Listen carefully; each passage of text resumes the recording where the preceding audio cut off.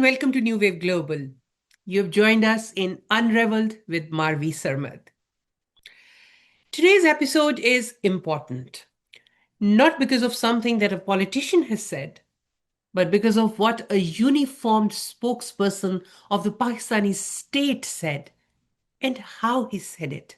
Yesterday, on December 5, Pakistan's Director General of ISPR, Inter-Services Public Relations, Lieutenant General Ahmed Sharif Chaudhry, held a press conference that has now become the center of the national conversation. His remarks targeted the incarcerated former Prime Minister Imran Khan with an intensity, emotional charge, and personalized hostility that is not only unprecedented but deeply revealing. Tonight, I want to meticulously dissect every single point the DG ISPR made exactly as reported in the media because I was not there but surely watched it. Um, and then I want to respond to each of those points as a journalist who has spent years defending civilian supremacy, constitutional order, the democratic rights of Pakistan's citizens, and universal human rights on the whole. Uh, and finally, I want to explain what this presser really signals about Pakistan's political climate, about the military establishment's anxieties, and about the growing turbulence in our civil military landscape. So let's begin with the content of the presser. Every claim, every framing, every accusation. First, he said Imran Khan's narrative has become a national security threat. A political narrative, political criticism, was redefined as an existential threat to the state of Pakistan. Labeling a political narrative as a national security threat is the oldest method in Pakistani establishment's playbook to criminalize dissent. When state institutions deploy national security rhetoric against political leaders, they bypass democratic channels. They erase the distinction between state and government and justify authoritarian action. Civilian criticism, even if harsh, cannot be conflated with treason or threat to national security. The Constitution defines national security. ISPR does not. And if the Constitution is not doing so at the moment, the citizens should beseech the parliament to go ahead and define national security so that next time a military official has any confusion about it in his mind, we can direct him to the constitutional definition of it. So please do it if it is not there already.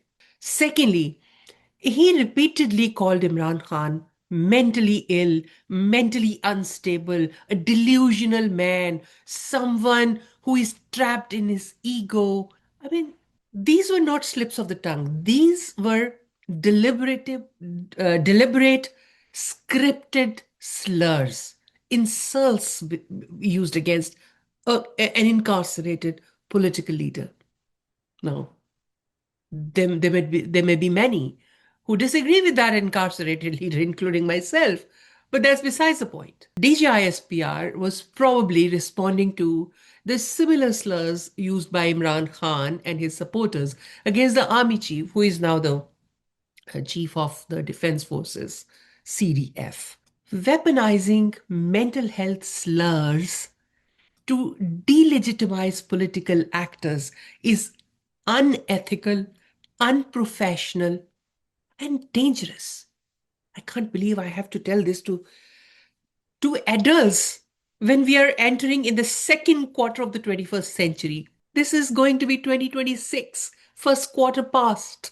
Armed forces spokespeople are expected to maintain institutional dignity, not use ad hominem insults, and using mental health as a slur and an insult. I mean, that too by a state official, by a senior officer of the defense forces, and by you, Mr. Imran Khan.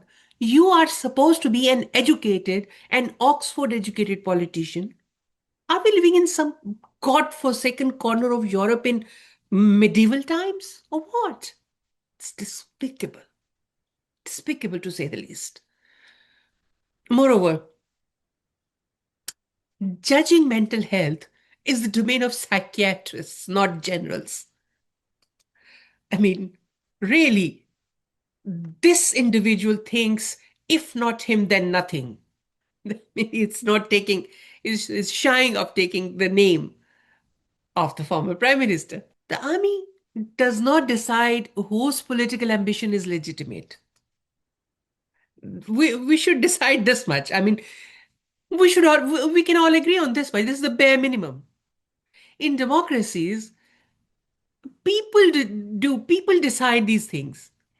The military has historically labeled every major civilian leader, from Bhutto, Zulfikar Ali Bhutto, to Benazir Bhutto, to Nawaz Sharif, as self-obsessed, dangerous, delusional. Yet each of them was later rehabilitated when political winds shifted. You know, yeah, there have been differences. I mean, Zulfikar Ali Bhutto was hanged, executed by the judiciary. Benazir Bhutto was also killed. Nawaz Sharif is there, but his there's a lot that is different in each of these cases. But that's besides the point. We will discuss it in another episode. For this, I just want to make this point that this language, this reveals institutional insecurity. Institutional insecurity, not Imran Khan's psychology. And then he declared in quite categorical terms, his politics is over. I mean, this statement exposes the very problem. Why does the military spokesperson believe he can declare the end of a civilian political leader and in his career? This is the jurisdiction of voters, the people of Pakistan, citizens of Pakistan, not GHQ or ISPR. Such statements reinforce the perception that Pakistan's democratic outcomes are engineered, not organic. So, what you are doing is you are actually proving PTI, Imran Khan, and his supporters right. Not a service to your institution, I suppose. And then he said PTI's social media messaging is being amplified from India and Afghanistan. Now, this is a recurring trope. When a political narrative cannot be controlled, it is dismissed as foreign funded. No credible evidence was provided at the presser. No one asked for it as well. Foreign capitals may amplify Pakistani political news, but amplification is not collusion. And if foreign media amplify Imran Khan's criticism, it is because the military remains the central political actor in Pakistan, a fact the entire world recognizes. Anyway, and then he said troll accounts are trying to create a fissure between people and army. Now, this reverses the problem. It is not social media that created civil military fissures. It is decades of military overreach. It's the decades of political engineering, enforced disappearances, manipulation of elections, and whatnot. If a gulf exists, it is institutional conduct, not Twitter accounts, the X accounts, or social media accounts that created it. So look for the problem where it is.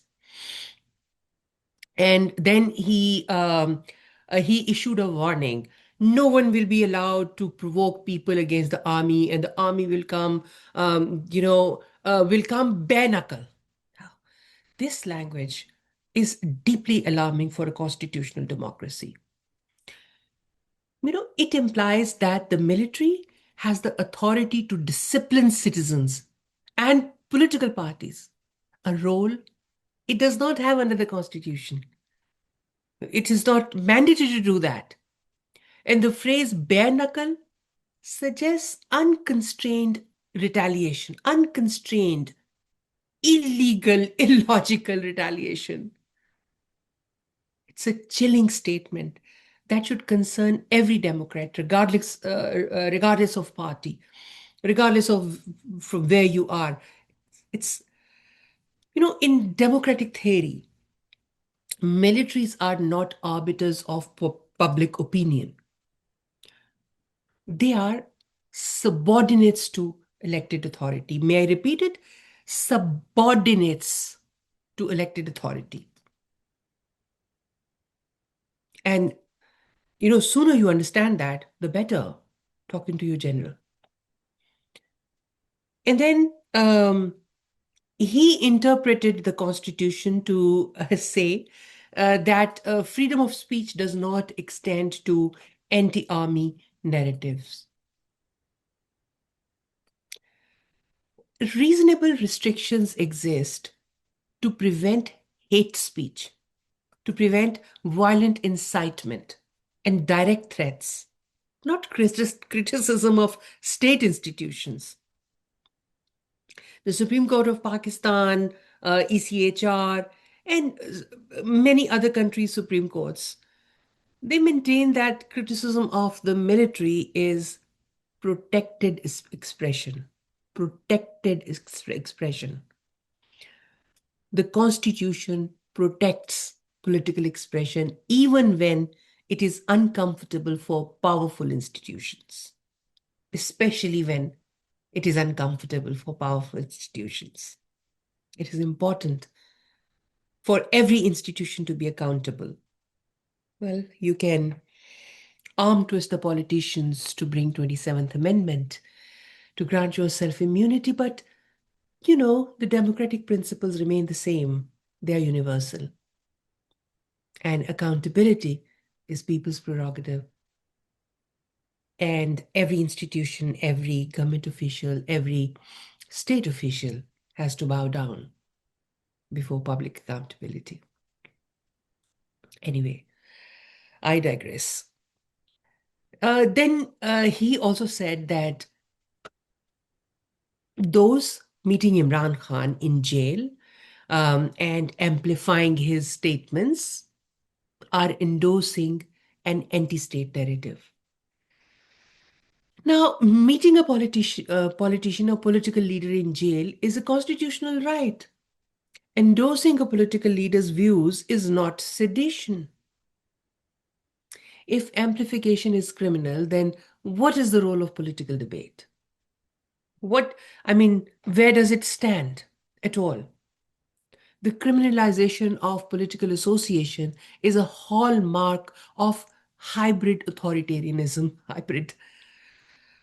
Well, yeah, it's not even, the gloves are off. It's not even hybrid now. It's simple and plain authoritarianism. He also linked fake appointment notifications and forged documents that were circulating online to a broader anti-state campaign. Now, fake documents circulate in every highly polarized environment.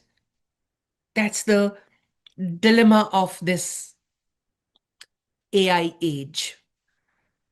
And almost every country is trying to grapple with it.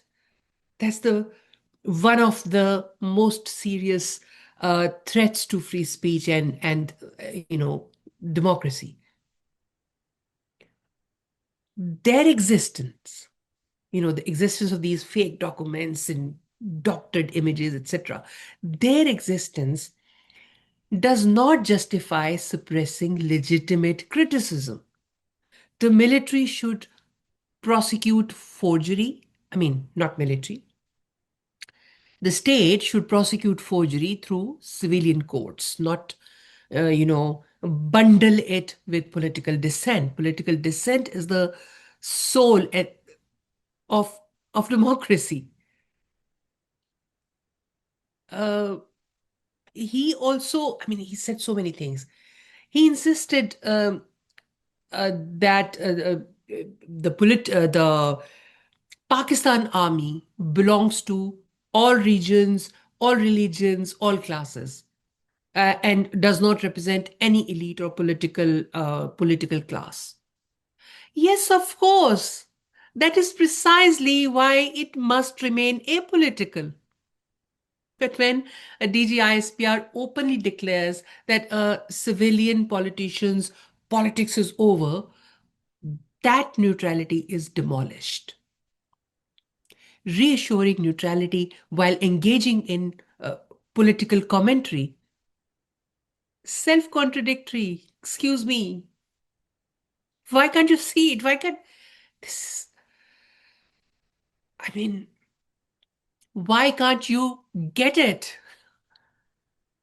And then, in response to, some the journalists were sitting there, they were asking questions. Some questions were really good questions, um, because there were senior media persons, sitting there, as far as I could see, on the television media coverage. So, in one of those questions, he was responding to them, and he said, the army does not decide on bans on political parties or on governance rule. The question was, will you pursue a ban on Imran Khan's PTI, Pakistan Tehreek-e-Insaf? So he said he does not, the military does not decide about those bans. Now, the military's history in Pakistan suggests otherwise. Every major political ban or crackdown, whether it was the NAP or MRD era crackdowns, People's Party era crackdowns, the crackdowns, indirect crackdowns, um, and PTI's May 9 aftermath, they all involved military influence, directly or indirectly. When a military spokesperson frames political narratives as security threats, the government's decision is never independent. On the facade, the government is taking, the political government, civilian government is taking those decisions, but behind those decisions is always that powerful institution, which is uh, accusing civilians of being labeling civilians as security threat.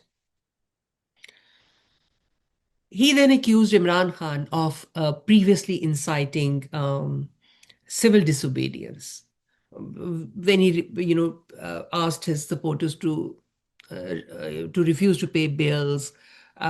He also discouraged remittances and these, so the General Sharif said he was actually, by doing so, he was actually destabilizing the economy and thus working against the interests of the country.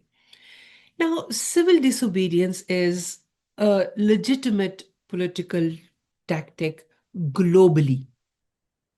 In this country I'm sitting in, United States, civil rights movement during the civil rights movement, it was witnessed during the Indian freedom struggle, after which Pakistan was, came into being. It was witnessed. South African anti-apartheid mobilization, it was witnessed.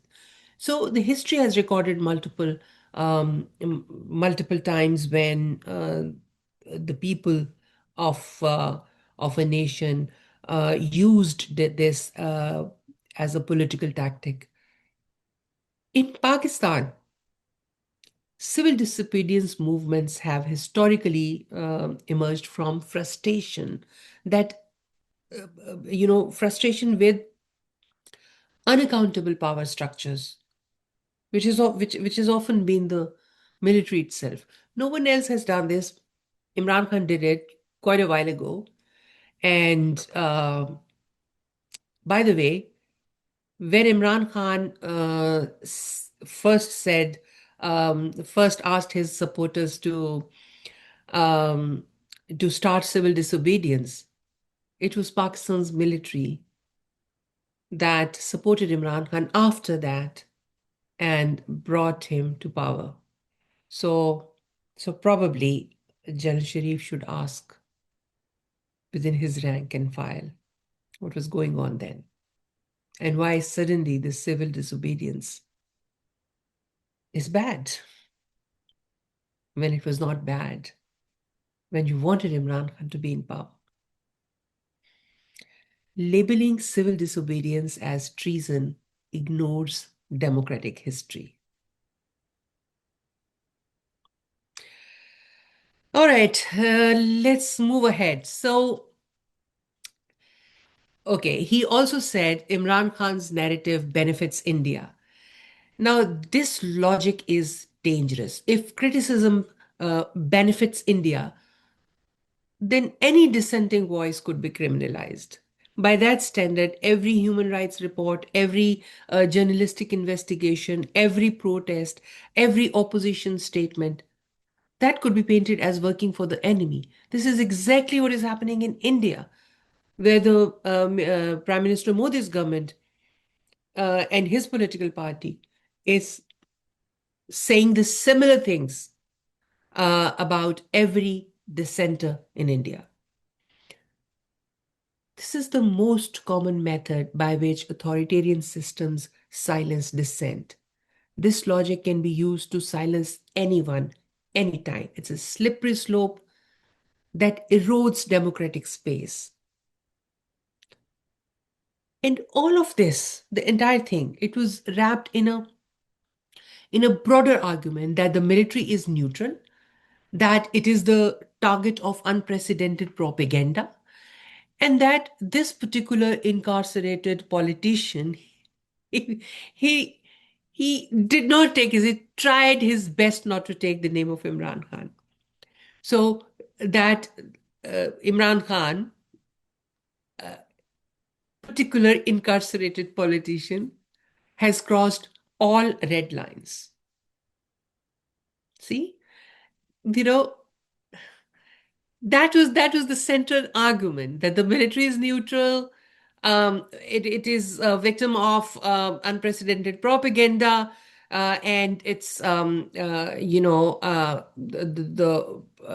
politician who is doing it, who is triggering it, has crossed all the lines, but the military remains the neutral. Now, irony is dead. You're saying all of these things while claiming to be neutral. Now, let's step back and examine the broader implications. This presser, and especially the language used, that reveals several critical truths about the current state of Pakistan's civil military power dynamics. First, the military establishment feels unusually helpless and rattled by Imran Khan. Now, that was quite obvious. This presser was emotionally charged, far more than the institutional briefings typically allow or typically have been. The anger, the personalized insults, the visible frustration, all of it indicates that Imran Khan has gotten under the establishment's skin or top person's skin. The military establishment does not know how to counter PTI's modern propaganda machinery. The digital ecosystem, the viral messaging, the celebrity like emotional appeal. This is unfamiliar territory for them, seems to be, and they don't know how to tackle it. Secondly, it suggests the military is dissatisfied with the civilian government's performance against PTI. Yeah. Either the civilian government is unable to deliver the crackdown request, or it is unwilling to further delegitimize itself by participating in overtly undemocratic suppression of a rival political party. If it is later, this might create friction between the ruling coalition and the military, if it hasn't already, that is. Yet, paradoxically, the same political parties that are in power right now handed over unprecedented constitutional powers to the army chief, CD, Chief of Defense Forces, CDF now. The recent constitutional amendment giving sweeping powers, extraordinary immunities, and centralized authority to the military leadership was military command. All of that was delivered on a platter by these political parties. This contradiction is glaring. On one hand, political parties, the current civilian partners in bed with the military, kneel and grant unprecedented constitutional authority to the military. On the other, the military publicly scolds civilians for not doing more to contain PTI. I mean, I would consider it a scolding um, of the civilian government by the military spokesperson. It shows a lopsided, unhealthy, unsustainable power structure. The presser itself is an evidence of institutional desperation. When an institution feels strong, it shows restraint. When it feels threatened, it lashes out. The tone of this presser, emotional, angry, personalized, was not the tone of a confident institution. It was the tone of an institution feeling cornered. This presser elevated Imran Khan. It did not diminish him. By bringing Imran Khan's name and, I mean, he didn't name him, but everyone knew the way he hinted at him, everyone, it was very clear that he was talking about Imran Khan. So by bringing Imran Khan and insults to a public press conference, the military inadvertently turned Imran Khan into a political martyr, a resistance hero, an incarcerated leader who appeared to be defeating the most powerful institution in Pakistan becomes only more heroic in the eyes of his followers, his supporters, and maybe more. The DG ISPR may have intended to weaken him, but the net effect was the opposite. Just before, I sign off, I must mention this one thing. Some senior analysts are saying that the military used similar language against past leaders like Benazir Bhutto and Nawaz Sharif. Well, it surely did, but it did not. Yes, Benazir Bhutto and Nawaz Sharif were labeled security threats in the past. Yes, propaganda was crafted against them, but the military never came on camera to directly insult them with, mental health slurs or to declare their politics over, etc. Although it did do all of this to them, Benazir Bhutto and Nawaz Sharif, like ended their politics, tried to remove them, used, but at that time, the military used its proxies, the retired officers, the controlled media, the compromised media, the media proxies, etc. So all of that. The military practically removed Benazir Bhutto and Nawaz Sharif from Pakistan, weakened and broke down their parties, at least Benazir Bhutto's party, if not Sharif's. But that was during martial law and didn't ever, you know, uh, the military didn't ever say it like this. This public, direct, personal attack is unprecedented. This time, the military itself entered the arena and not with dignity, not with dignity, with anger. The only institution that appeared desperate, helpless, and unimaginative today was the military establishment, not the government, not the opposition, not Imran Khan. The military establishment, because this is not how powerful institutions behave. This is how rattled institutions behave. This pressure should never have happened. Not in this tone, not in this style. State institutions do not use insults. They do not pathologize their opponents. And political parties should not be considered their opponents. Politicians should not be their opponents at all. They do not issue, the institutions do not issue bare-knuckle warnings. What was that? The strong institutions do not declare the political careers of civilians over. This language undermines the military's claimed neutrality. It undermines the military itself. It damages the institution's own credibility. And it further destabilizes an already unstable political landscape. In the process of trying to legitimize Imran Khan, the presser has actually legitimized him further. In the process of trying to project strength, it revealed its own weakness. In the process of trying to silence a narrative, it actually amplified it. And in the process of trying to discipline politics, the military exposed the very crisis of its own political overreach. And this is the real takeaway from December 5, which should never have happened. And with that, thank you very much for tuning in. If you like this video, please give a thumbs up and subscribe down below. Thank you very much. Have a good one and see you next time.